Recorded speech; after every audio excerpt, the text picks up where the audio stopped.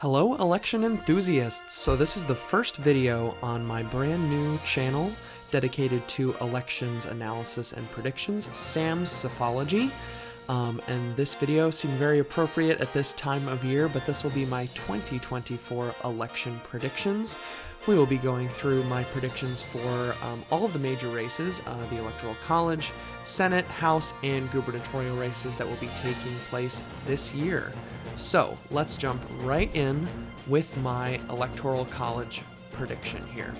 So I predict that Kamala Harris will win the Electoral College with 281 votes to Donald Trump's 257 votes. She will win approximately 50% of the popular vote to Donald Trump's 47% of the popular vote, according to my estimation. Trump will pick up Georgia and Nevada compared to 2020, and overall turnout will be lower than 2020, so it is likely that President Biden's record of 82.3 million popular votes will continue to stand. A few things I'd like to point out about this map: all of the states that are marked as tilt, so that would be all 7 of the battleground states: Wisconsin, Michigan, Pennsylvania, North Carolina, Georgia, Arizona, and Nevada, were all toss-ups in my estimation, and so those are the states that are labeled as tilt. So you can see Kamala winning the battleground states of Wisconsin, Michigan, Pennsylvania, and Arizona, and Trump prevailing in North Carolina, Georgia, and Nevada. So overall, still a modest Harris win, down from Biden's 306 electoral votes from 2020, but regardless, a Harris win in the popular vote as well as the Electoral College.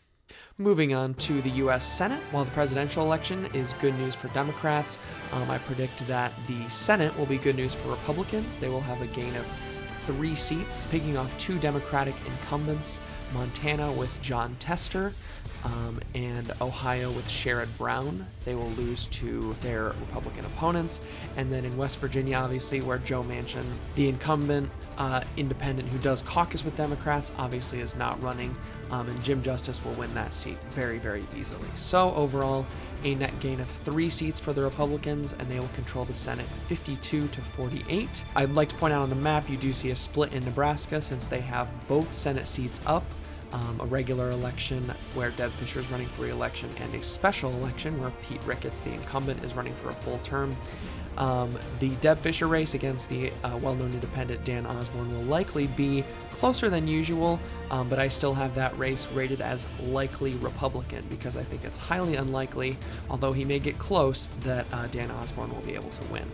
One final thing to note is technically there is a Democratic pickup in Arizona because Kyrsten Sinema, the incumbent senator, is an independent, but she does caucus with Democrats, and obviously she's not running this time, so I'm just sort of counting that as a hold in my estimation. I think it's likely that Ruben Gallego will defeat Kari Lake somewhat substantially to hold that seat.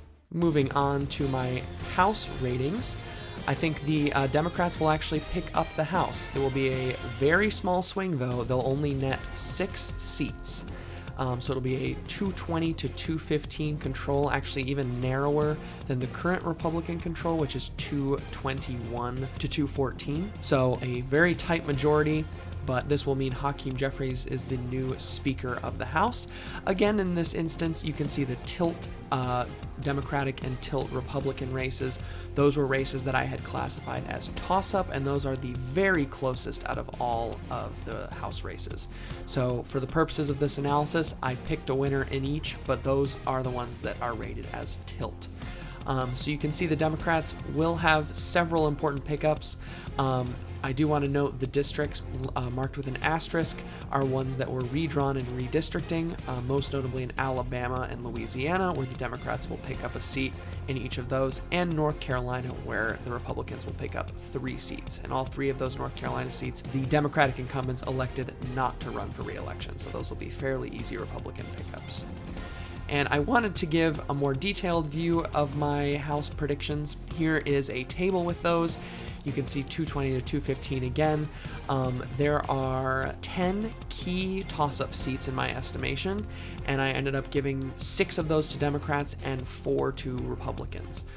One sort of major thing that I did predict actually is that the Democrats, other than those North Carolina seats from redistricting, will not lose any incumbents or current seats that they have.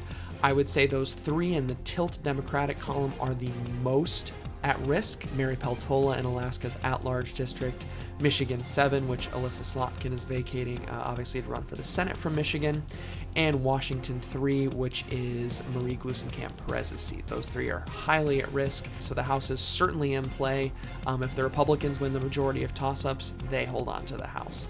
I also put there at the bottom sort of some hot take safe seats. Most of these are rated as some shade of likely by other prognosticators, but these are seats that I think are absolutely impossible for the other party to win. So I just wanted to include those in case you were thinking that they were missing from the list. So those are seats that are rated likely by other predictions, but I wanted to include them in the list as well.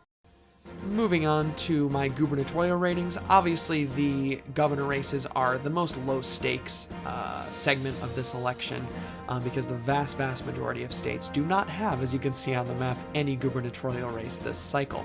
I'm not predicting any pickups actually, so all of the races will stay with their incumbent parties. The only ones that are somewhat competitive, New Hampshire by far is the most competitive, with obviously Kelly Ayotte, the former senator, running against Joyce Craig, the Democratic candidate. I do think Ayotte will win that race, even though Chris Sununu is retiring. I think the Republicans will hold on to that seat narrowly, but will hold on to that with Kelly Ayotte. Indiana also has the potential to be close, maybe within 10 points, but I don't think it would get much closer than that. Jennifer McCormick, the former Republican superintendent of public instruction in Indiana, is running better than a Democrat normally would, has gotten some money from the Democratic Governors Association, but I still think Mike Braun, one of the current senators from Indiana, will win that race relatively comfortably. And the only other one possibly on the board is North Carolina. You all are, I'm sure, familiar with Mark Robinson's many flaws, and so he's likely to run far behind of where Trump runs in North Carolina. In fact, I have North Carolina rated as tilt Republican in the presidential race, but as likely Democratic for the governor's race. I think Josh Stein will win pretty easily there. So, a relatively short video, but that is it. Basically, I'm picking Kamala Harris in the presidency, Republicans picking up the Senate, Democrats picking up the House, and no change in governorships at all. So a very interesting night. Please be sure, if you have not yet voted and are eligible to do so, please vote by November 5th, whether it's early in person by mail or in person on election day.